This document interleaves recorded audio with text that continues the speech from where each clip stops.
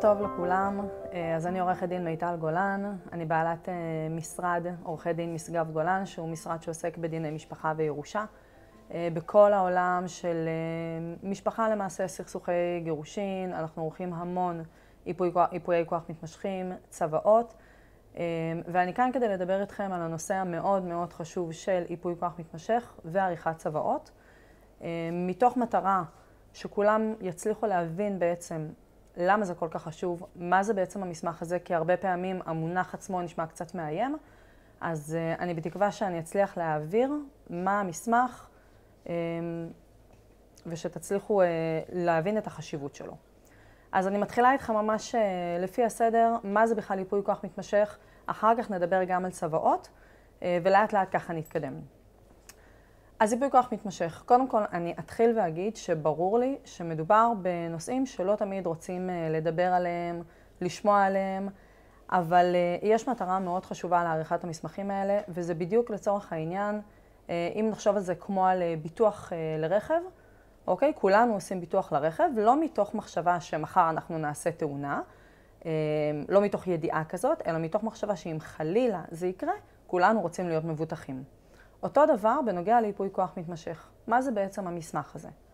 מדובר במסמך משפטי, מהשנים האחרונות, זה לא היה עד לפני כמה שנים, והמסמך הזה בעצם מאפשר לכל אדם לקבוע היום כשהוא צלול, כשיר, מבין מה קורה סביבו, מי הוא רוצה שיטפל בכל העניינים שלו, ותכף אנחנו נסביר מה זה בדיוק כל העניינים שלו, אם חלילה הוא יגיע ליום שבו הוא כבר לא כשיר מאיזושהי סיבה בעולם.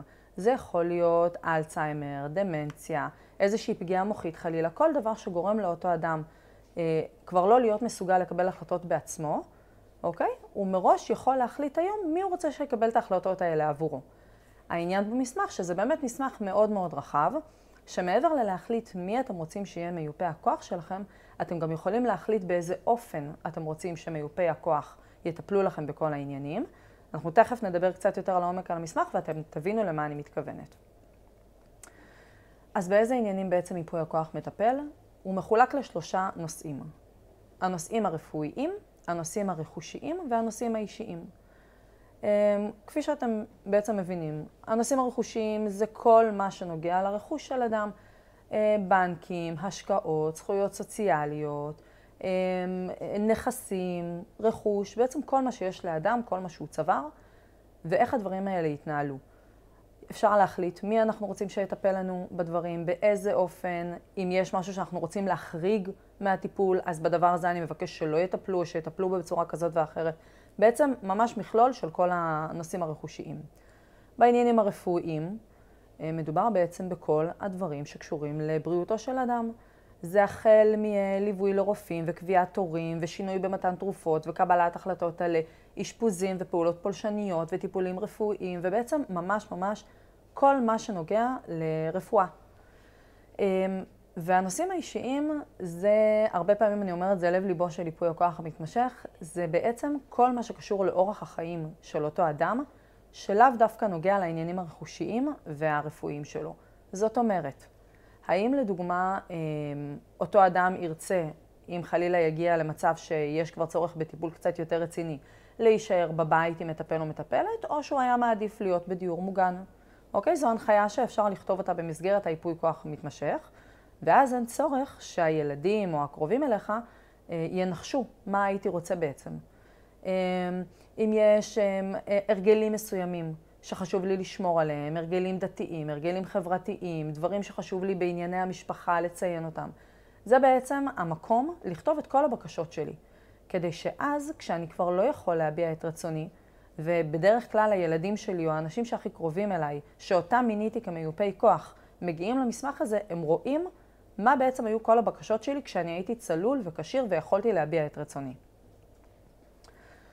כל אדם רשאי לערוך ייפוי כוח מתמשך ובלבד שהוא בן מעל 18, כלומר לא קטין, ושהוא כשיר. ופה מאוד מאוד חשוב לומר, הרבה פעמים מדברים איתי אנשים ואומרים, אמא שלי התחילה קצת עם סימני דמנציה, אני רוצה לערוך לה ייפוי כוח מתמשך. חשוב לדעת, ברגע שאדם מתחיל להראות איזה שהם סממנים של דמנציה, של בלבול, של דברים שמתחילים להיות לא תקינים, כבר אין אפשרות כבר לערוך ייפוי כוח מתמשך במצב כזה. ייפוי הכוח המתמשך מיועד לאנשים שהם לחלוטין צלולים, לחלוטין מבינים את סביבתם, ואני רוצה לומר שהרבה פעמים אני דואגת לבקש מאנשים שמעוניינים לערוך ייפוי כוח מתמשך, שיביאו אפילו אישור רפואי שאומר שהם כשירים לחלוטין, כדי שאם חלילה יגיע היום שהם צריכים להפעיל את ייפוי הכוח המתמשך, לא תהיה בעיה לעשות את זה באיזושהי טענה שהם ערכו אותו כשהם לא היו כשירים לעשות את זה. שאלה שהרבה שואלים אותי, מאיזה גיל כדאי לערוך ייפוי כוח מתמשך? וכמובן שהייתי שמחה לומר שבגיל 80 או 90, אבל אין לזה גיל. למה? כי אנחנו אף פעם לא יודעים מה יקרה מחר, אנחנו לא יודעים מה ילד יום, במיוחד בתקופה הזאת נראה לי שכולנו ראינו שאי אפשר לדעת מה יקרה, ולכן תמיד צריך להיות ערוכים לסיטואציות הפחות נעימות שהחיים מזמנים לנו.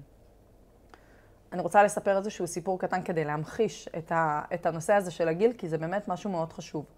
כי ייפוי הכוח המתמשך, וגם צוואות אגב שעליהם נדבר תכף, נתפס עד לא מזמן כמשהו שצריך לעשות אותו בגיל 70, 80.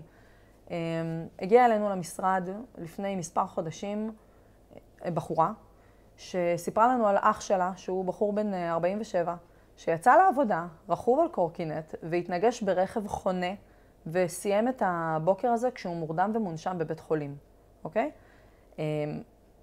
הגיעו לבית החולים, אשתו, כל המשפחה שלו, אבא שלו, והתחילו שם ויכוחים ליד מיטת בית החולים, לגבי כל מיני פרוצדורות רפואיות, בין אשתו לבין אבא שלו. פרט שחשוב לומר, זה שאשתו והוא עמדו ממש בפני גירושים. ואז נוצר איזשהו מצב הזוי, שלמעשה אשתו שממנה הוא עתיד להתגרש, רוצה לקבל את כל ההחלטות, והמשפחה שלו מתנגדת. ואז אשתו הגישה בקשה לבית משפט לענייני משפחה, והתמנתה עליו כאפוטרופסית, והיא יכלה לקבל את כל ההחלטות הנוגעות אליו. עכשיו, הדבר האחרון שהאדם רוצה, כשהוא נמצא במצב חירום בבית חולים, זה להתחיל להתעסק עם בתי משפט. עכשיו להגיש בקשות, ומי מתמנה כאפוטרופוס, ולגשת לעורך דין, לא רוצים את הדברים האלה.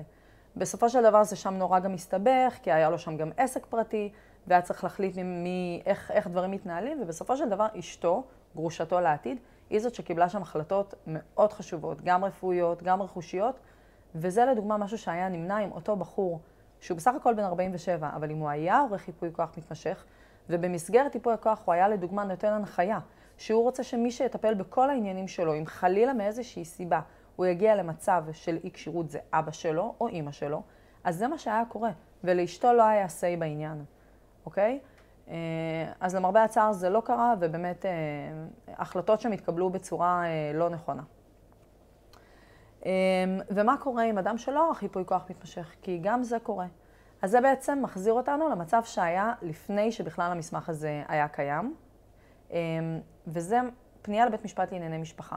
למעשה מי שאין לו ייפוי כוח מתמשך, והגיע חלילה למצב שהוא כבר לא כשיר, לא יכול לקבל החלטות, מה קורה? בני המשפחה שלו, לרוב זה הילדים, צריכים לפנות לעורך דין ולהגיש בקשה לבית משפט לענייני משפחה, להתמנות על אותו אדם כאפוטרופסים. זה כבר הליך משפטי לכל דבר, זה כמובן הרבה יותר יקר, הרבה יותר מסורבל, יותר בירוקרטיה, והרבה פעמים זה יכול גם להסתבך, כיוון שבית משפט יבקש את אישורו של האפוטרופוס הכללי. הרבה פעמים אם יש ויכוחים במשפחה לגבי מי האפוטרופוס, אז בית המשפט יחליט שהוא בכלל ממנה אפוטרופוס מטעמו, שזה צד ג' שלא מכיר בכלל את אותו אדם, והוא למעשה הולך לקבל את ההחלטות עבורו בדברים הכי חשובים בחיים שלו. ולכן שוב, אם אפשר למנוע את המצב הזה, מונעים אותו. עוד דבר הוא שמי שמתמנה כאפוטרופוס על ידי בית משפט ולא דרך ייפוי כוח מתמשך, יש לו חובת דיווח לאפוטרופוס הכללי מדי שנה. כלומר, כל שנה הוא צריך להגיש לאפוטרופוס הכללי פרטה שאומרת לאן יצא כל שקל בחשבון, מה הפעולות שנעשו. זה משהו שהוא מאוד מסורבל, לא כיף להתעסק עם זה, וזה פשוט משהו שאפשר למנוע אותו. עוד סיפור שאני אספר לכם ככה בקצרה כדי להמחיש את העניין. הגיעו אלינו 3 ילדים למשרד, אמא שלהם, הם לחצו עליה שהיא תעשה ייפוי כוח מתמשך, היא תמיד סירבה, היא כל הזמן אמרה שהיא גידלה 3 בנים לתפארת, שהקשר ביניהם הוא מצוין, ושהיא יודעת שהם ידאגו לה כשיגיע הרגע. והם באמת מאוד דאגו לה, כל הילדים שם רצו לדאוג לאמא שלהם, הם היו ילדים מקסימים, אבל היו ביניהם חילוקי דעות. זאת אומרת, כל אחד דאג לה בדרכו. אחד חשב שהדבר הנכון זה להשאיר אותה בבית עם מטפלת, ואחד חשב שהדבר הנכון זה להוציא אותה לדיור מוגן, שהיא תהיה עטופה שם בכל מיני דברים. אחד חשב שצריך לקנות לה איזשהו מכשור מסוים, או להתאים את הבית לצרכים שלה, והשני חשב שלא. והתחילו שם המון ויכוחים והמון פיצוצים, וזה הגיע למצבים מאוד לא נעימים, שמקשר טוב של 3 אחים, בסופו של דבר זה גם יצר מריבות ביניהם, גם היכולת שלהם לטפל באמא שלהם הפכה להיות נורא מוגבלת, כי כל דבר הצריך המון ויכוחים. שוב, אם היה כאן ייפוי כוח מתמשך שהיא הייתה עושה מבעוד מועד, היא הייתה יכולה למנות את כל 3 הילדים כמיופי כוח שלה ולתת הנחיות מדויקות. אני מעוניינת שהכספים שבחשבון הבנק שלי יהיו כך וכך. אני מעוניינת שכספי השכירות מהדירה שלי שנמצאת ברמת גן יועברו לכך וכך. אני מעוניינת ברפואה טבעית או ברופאים פרטיים, או המון הנחיות מאוד מדויקות שאפשר לשים וחוסכות את כל ההתברברות הזאת. מה בעצם התהליך עצמו, אם אנחנו נדבר רגע בצורה פרקטית, אוקיי? כי זה נשמע משהו שהוא קצת גדול. אדם היום שרוצה לערוך ייפוי כוח מתמשך, מה הוא צריך לעשות? אז יש בעצם קודם כל זה משהו שחייב כמובן לעשות אצל עורך דין. זה לא אצל כל עורך דין, זה חייב להיות עורך דין שעבר את ההסמכה של משרד המשפטים. צריך לפנות לעורך דין כזה. לרוב מדובר בתהליך של 2 פגישות, או לפחות אני תמיד ממליצה לעשות את זה ב2 פגישות. זה מסמך מאוד רחב. צריך לשבת בפגישה הראשונה ולעבור על כל המסמך ולדבר על כל התרחישים, ויש המון שאלות שעולות תוך כדי, גם מהצד של עורך הדין וגם מהצד של הממנה, מי שבא לערוך את המסמך. יש המון נושאים שצפים. הרבה פעמים מהפגישה הזאת יוצאים עם שיעורי בית, שזה הרבה דברים שצריך לדבר עליהם עם המשפחה ולהגיע לכל מיני החלטות. המסמך הוא מסמך מקוון, כך שעורך הדין אחר כך, עם כל התשובות שהגיעו מהפגישה ואחריה, עורך את המסמך אצלו במשרד, ואז יש איזושהי חלופת טיוטות. שולחים את טיוטת המסמך, מתחילים לעשות תיקונים, הערות, שינויים וכו', ככה כמה שצריך, עד שהמסמך הוא בסופו של דבר המסמך הסופי, ואז קובעים פגישת חתימות. לפגישת החתימות מגיע גם הממנה וגם כל מי שמוגדר בייפוי הכוח כמיופה כוח. אחרי שהמסמך חתום על ידי כולם, רק אז אפשר להפקיד, עורך הדין מפקיד את המסמך אצל האפוטרופוס הכללי ומחכה לקבל בחזרה אישור הפקדה. כלומר, את אותו המסמך עם חותמת של משרד המשפטים שאומר שהמסמך תקין ולמעשה הוא נמצא שם. ואז גם הממנה וגם הילדים או מי שמונה להיות מיופה כוח יודעים שחלילה אם מגיע מצב שהממנה מאיזושהי סיבה כבר לא כשיר ולא יכול לקבל החלטות בפני עצמו, בלחיצת כפתור דרך אתר האינטרנט של האפוטרופוס הכללי אפשר להפעיל את ייפוי הכוח ולטפל לו למעשה בכל הדברים. וזה חוסך לילדים את ההליכה לבית משפט ואת הבירוקרטיה ואת העיכוב ולהוציא כספים מהכיס עד שהם יתמנו כאפוטרופסים. זה בעצם פותח להם, סולל להם את הדרך לכל המוסדות הפיננסיים, הרפואיים, כל מה שצריך. ובסופו של דבר זה משהו שנועד להקל מאוד על החיים של היקירים שלכם, וגם על מי שעורך את המסמך, כיוון שהוא יודע בסופו של דבר שאם חלילה קורה מצב שהוא כבר לא כשיר, הוא בעצם יודע מה הולך לקרות איתו. הוא לא נתון לחסדיו של בית המשפט, של אדם שיכול להיות שהוא בכלל לא יכיר. ובוודאי שלא יהיו מריבות, כי הוא כתב בצורה מאוד ברורה את כל הדברים שחשובים לו. דבר נוסף שחשוב לי מאוד לדבר עליו, זה החשיבות שבבחירת עורך דין, וכאן אני רגע רוצה לעצור, ואני אספר איזשהו סיפור קצר ואמשיך. זה נכון שיש עורכי דין שעברו את ההסמכה ויכולים לערוך את ייפוי הכוח המתמשך, אבל חשוב מאוד לוודא שמי שעורך את המסמך זה לא רק עורך דין שעבר את ההסמכה ובזה זה נגמר, אלא עורך דין שחי ייפוי כוח מתמשך. למה? בגלל שמדובר במסמך שהוא בסך הכל מהשנים האחרונות, זה מסמך שכל כמה זמן מתעדכן על ידי האפוטרופוס הכללי, לפעמים גם אחת לשבוע. זאת אומרת, יוצאים עדכונים שוטפים, כשהמטרה שלהם היא להפוך את המסמך הזה למסמך שיכבדו אותו. זאת אומרת שבסופו של דבר, כשמיופה הכוח מגיע עם המסמך הזה לבנק, ואומר, אני מיופה הכוח של שלמה, ואני רוצה עכשיו לטפל בחשבון שלו, הבנק לא יגיד לו, סליחה, בייפוי הכוח לא כתוב א' ב' ג' ולכן המסמך לא שווה. ואז צריך לפנות למסלול השני של בית משפט לענייני משפחה. המטרה היא שהמסמך יכובד. אם הולכים לעורך דין שלא חי ייפוי כוח מתמשך ולא מעורה בכל העדכונים השוטפים של האפוטרופוס הכללי, דברים יכולים להתפספס. ואני אספר לכם פה שבפסח שעבר ישבה אצלנו בבית חברה של המשפחה וגלגלנו שיחה והיא סיפרה שהיא ערכה ייפוי כוח מתמשך ושאלה אותי אם אכפת לי להציץ עליו ואמרתי לה שכמובן בשמחה. והצצתי על ייפוי הכוח וחשכו עיניי, כיוון שלא רק שהוא לא נערך בצורה נכונה מבחינת זה שלא היו שם שום הנחיות והוא ממש מולה כמו רשימת מכולת, הייתה שם איזושהי הערה שפשוט הפכה את כל המסמך ללא תקין. ובסופו של דבר, אם הבת שלה, שהיא הייתה מיופת הכוח היחידה שם, הייתה מגיעה להפעיל את המסמך הזה היה נופל. והבת הייתה צריכה לפנות לבית משפט לענייני משפחה ולהתחיל את כל התהליך, שזה משהו שמאוד רצו להימנע, כי דובר שם באמא ובת שאין להם עוד משפחה בעולם, והיה להן מאוד מאוד חשוב שאם קורה משהו לאמא, לבת יהיו חיים קלים. ובסופו של דבר, עם ייפוי הכוח שהיה להן, זה לא היה קורה. ולכן הם היו צריכות לעשות את ייפוי הכוח מחדש. כך שהחשיבות פה בבחירת עורך דין היא מאוד מאוד מאוד גדולה. טוב, אני עוברת לדבר על צוואות, שהוא מסמך משפטי נוסף, חשוב לא פחות.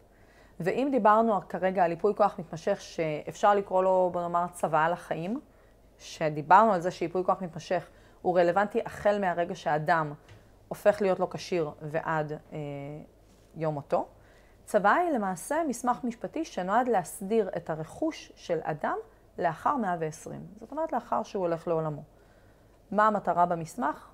למעשה מניעת סכסוכי ירושה ומתן הוראות מפורטות.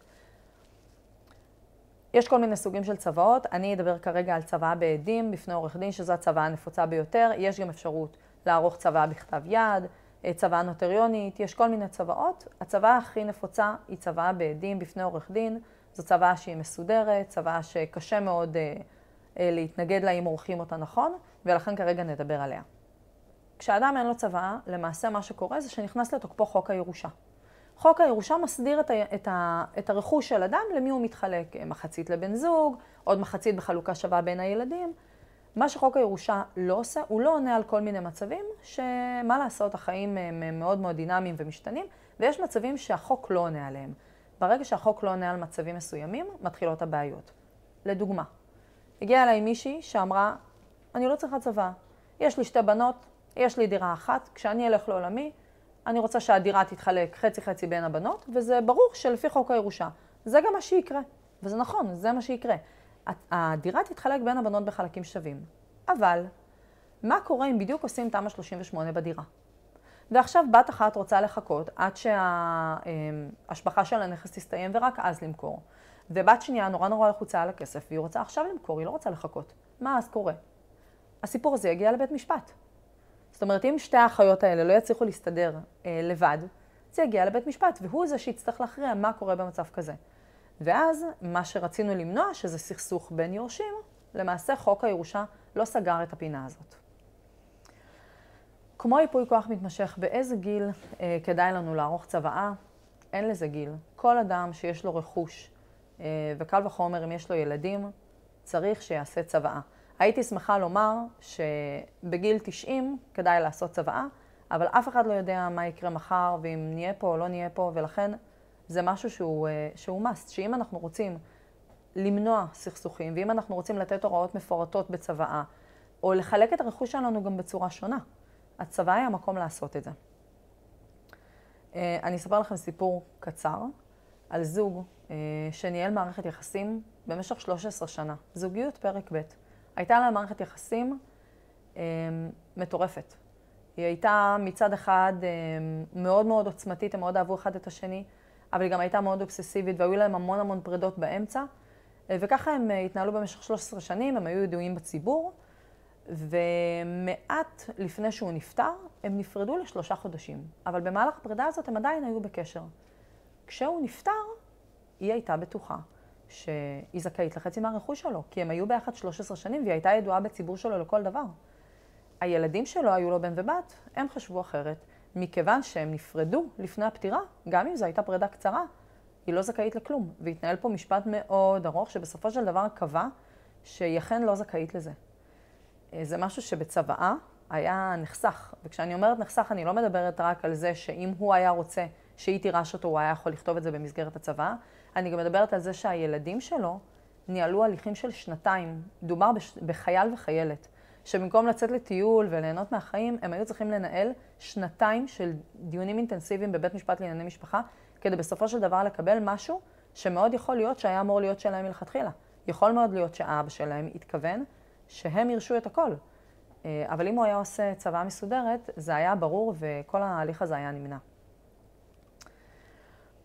טוב, כמו שאמרנו מקודם, מה קורה כשאדם לא ערך צוואה? הרכוש שלו בעצם יחולק בין היורשים החוקיים שלו בהתאם לחוק הירושה. זה אומר שאין אפשרות לתת הוראות מיוחדות, זה אומר שאין אפשרות לאיזושהי חלוקה שהיא שונה, זה אומר שאין אפשרות למנוע מיורש לקבל את החלק שלו. אם יש לי 3 ילדים וילד אחד התנכר לי כל החיים, או התנהג אליי לא יפה, או נמצא בחול ואני חושבת שמגיע לו קצת פחות, חוק הירושה לא עונה על המצב הזה. אוקיי? רק במסגרת צוואה אני אוכל לומר, אני רוצה להוריש לשני הילדים ולילד השלישי לא, או לילד השלישי פחות. הייתה לי עכשיו מישהי שערכה צוואה, ובמסגרת הצוואה שלה היא נתנה הוראה, היא ביקשה שהבת שלה שחיה בחול, במסגרת הצוואה שלה, מהכספים שלה שהיא מורישה, היא מבקשת שיקנו לבת שבחול חלקת קבר לידה, ושידאגו להביא אותה לארץ להיקבר בישראל. זה משהו שלא קיים בחוק הירושה. ובמסגרת הצוואה היא יכלה לתת את ההנחיה הזאת. זאת אומרת, זה לא שהצוואה מדברת רק על חלוקת רכוש, אלא אפשר גם לתת כל מיני הנחיות מיוחדות בנוגע למה יעשה עם הרכוש שלי ואיך. צוואה הדדית, מהי? בני זוג, הרבה פעמים, לא כל אחד עורך את הצוואה שלו, אלא הם עורכים צוואה במשותף. מה זה צוואה במשותף? הרבה פעמים במסגרת הצוואה שלהם הם מורישים האחד לשנייה, ורק אחר כך לילדים. אוקיי? זה לא חייב להיות ככה, אבל הרבה פעמים זה מה שעושים. כשהמטרה בצוואה הדדית היא למעשה ההסתמכות של בני הזוג אחד על השני. מה הכוונה? אם בן זוג אחד מוריש, קובע במסגרת הצוואה שלאחר פטירתו, אשתו תירש אותו, ולאחר פטירתה, זאת אומרת רק אחרי ששניהם כבר לא בין החיים, רק אז הילדים ירשו אותו. אוקיי? המטרה היא שלמעשה אשתו לאחר פטירתו לא יכולה עכשיו לעשות צוואה נפרדת משלה ובעצם להוריש הכל למישהו אחר. כי היא נמצאת במסגרת צוואה הדדית ששניהם ערכו. אם היא תרצה לשנות את הצוואה, היא תהיה חייבת לוותר על החלק שהיא ירשה מבעלה. אוקיי? למעשה ככה בני זוג יודעים שהרכוש שהם צברו אותו יחד כל החיים נשאר במשפחה. והם יודעים שהם מבטיחים לילדים שלהם את הרכוש. שלא יכול להיות מצב שאם עכשיו האישה הלכה לעולמה והבעל הכיר מישהי אחרת, הם יחד יבזבזו את כל מה שהוא ואשתו צברו לאורך השנים, ולילדים לא יישאר כלום. לדוגמה, בסיפור של עדינה ויעקב, הם לא ערכו צוואה, הם ממש לא חשבו שיש להם צורך בזה, הם הניחו שלאחר פטירתם הילדים יקבלו את הרכוש בהתאם לחוק הירושה. אבל עדינה נפטרה בגיל מאוד מאוד צעיר, ודי מהר יעקב מצא זוגיות חדשה, ויחד עם בת הזוג החדשה שלו הם חיו את החיים. זאת אומרת, הם טיילו והם נהנו והם בזבזו חלקים גדולים מהרכוש המשותף, שבסופו של דבר הילדים היו אמורים לקבל. ולאחר פטירתו של יעקב, עדינה מטבע הדברים רצתה לרשת את החלק שלה. וכאן נכנסו לתמונה הילדים שבאו ואמרו, כשאבא היה בחיים, אנחנו לא רצינו לומר כלום על זה שהירושה של אימא למעשה מתבזבזת יחד עם בת הזוג החדשה. אבל לא יכול להיות שעכשיו גם לאחר פטירתו, החלק שלנו שמגיע לנו, בעצם מחצית ממנו, בת הזוג החדשה מקבלת, זה לא מה שאימא שלנו הייתה רוצה. שוב, המצב הזה יכול היה להימנע אם הייתה צוואה. דבר אחרון שעליו אני אדבר בקצרה, גם כאשר אדם עורך צוואה, אי אפשר אחר כך לבוא עם המסמך ולהגיד, הנה יש לי צוואה ביד ועכשיו אני רוצה לקבל את הכספים מהבנק, אוקיי? לצוואה למעשה אין תוקף עד לאחר הגשת בקשה לרשם הירושות, בקשה שנקראת צו קיום צוואה. הבקשה הזאת מוגשת לרשם הירושות, הוא בודק מי היורשים, האם הצוואה תקינה, אם כולם יודעים. זה מוגש, זה איזשהו טופס מקוון שמגיש אותו לרוב עורך דין, אפשר גם להגיש אותו לבד, פחות מומלץ כדי לחסוך את הזמן. ולאחר שהבקשה הזאת מוגשת ורשם הירושות מאשר, רק אחר כך עם הצו מטעם רשם הירושות אפשר לעשות את החלוקה בהתאם לצוואה שהוגשה. זהו, ניסיתי בקצרה, ממש ככה על רגל אחת להעביר לכם את החשיבות שבעריכת המסמכים הללו. שני המסמכים חשובים באמת באותה מידה, אחד רלוונטי לתקופת החיים, אחד לאחר הפטירה. שניהם מונעים סכסוכים ובירוקרטיות וזריקת כספים מיותרים. שניהם פשוטים, מאוד קל לערוך אותם אם עורכים אותם אצל עורך דין שעוסק בתחום. התהליך הוא בסך הכל תהליך מאוד ידידותי, מאוד נגיש, זה מסוג הדברים שצריך לעשות אותם, לשכוח שעשינו אותם, וזהו, אבל לדעת שיש לנו אותם ושסגרנו את הפינות האלה.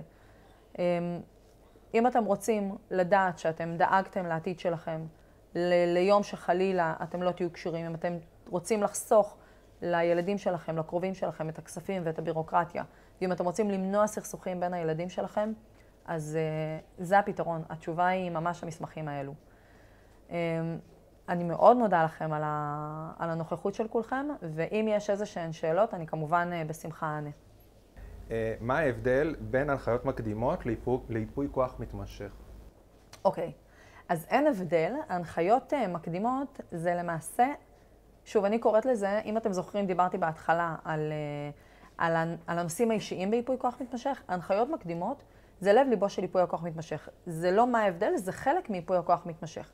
ייפוי הכוח מתמשך זה למעשה טופס של משהו כמו 12 או 13 עמודים, והוא טופס מקוון, ממלאים אותו בצורה בהתחלה סטנדרטית, זאת אומרת פרטי מיופי הכוח, כל מיני דברים ככה שאפשר למלא ברובריקות, ואז יש חלק שהוא מלל חופשי. החלק הזה נקרא הנחיות מקדימות. זה החלק במסמך שבו עורך הדין, שוב אם זה עורך דין שחי ייפוי כוח מתמשך, כותב את כל ההנחיות שהממנה מבקש לכתוב במסגרת ייפוי הכוח שלו.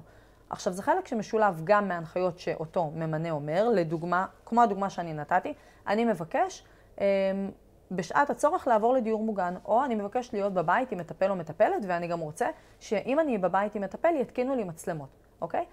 אבל בהנחיות המקדימות יש גם הנחיות שאני כעורך הדין יודעת שצריך לכתוב אותן, כדי שמוסדות כמו בנקים, שהרבה פעמים מקשים בכיבוד המסמך הזה, צריך לכתוב את ההנחיות האלה כדי שהמסמך הזה יכובד. אז כל מיני הנחיות מסוימות לבנקים, לחברות הביטוח בכל הנושא של זכויות סוציאליות.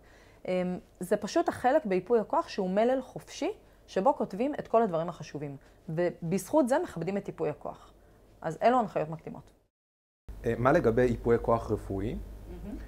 האם זה גם תקף לגבי הארכת חיים, טיפול מאריך חיים? בייפוי הכוח המתמשך, כמו שאני אמרתי בהתחלה, יש את החלק הרפואי. החלק הרפואי עוסק בכל הנושאים הרפואיים. יחד עם זאת, ישנו ייפוי כוח נוסף שנקרא ייפוי כוח רפואי לפי חוק החולה הנוטה למות. זה ייפוי כוח נפרד שהוא מופקד לא לאפוטרופוס הכללי, אלא למשרד הבריאות, אוקיי? אדם שמוגדר כחולה סופני הנוטה למות, שעונה על ההגדרה הזאת, כלומר, הרופאים הגדירו שנותרה לו לא יותר מחצי שנה לחיות, אוקיי? יכול לערוך, כמובן מראש, ייפוי כוח רפואי כזה, שבו הוא יכול לבקש, להנחות יותר נכון, שהוא לא מעוניין או כן מעוניין, בהארכת חיים מלאכותית, בהחייאה, בהזנה, בכל מיני דברים כאלו. עכשיו, אפשר את אותן הוראות והנחיות לכתוב גם במסגרת ייפוי הכוח המתמשך שעליו אני דיברתי, אבל צריך להבין מה ההבדל. אם כותבים את זה במסגרת ייפוי הכוח המתמשך, זה נכתב כהנחיה וכבקשה של הממנה, כדי שמיופי הכוח שלו ידעו שזה מה שהוא רצה, אוקיי? שהוא לצורך העניין לא רצה להאריך את חייו באופן מלאכותי, וזה לא מחייב את הצוות הרפואי. לעומת ייפוי כוח רפואי לפי חוק החולה הנוטה למות, שמופקד למשרד הבריאות ומופיע ברשומות בתי החולים, והוא מחייב את הצוות. זה ההבדלים. עכשיו, יש הרבה אנשים שאומרים, אני מסתפק בזה שזה כתוב לי בייפוי הכוח המתמשך. ומיופי הכוח שלי יודעים שאני ביקשתי שאם אני חלילה מגיע למצב שכבר צריך לחבר אותי למכונות, אני לא מעוניין.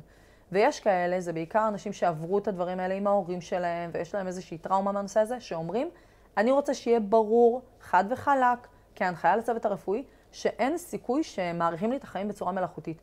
ולכן אני רוצה בנוסף לזה, גם לערוך ייפוי כוח מתמשך לפי חוק החולה הנוטה למות, שיופקד במשרד הבריאות ויופיע ברשומות בתי החולים.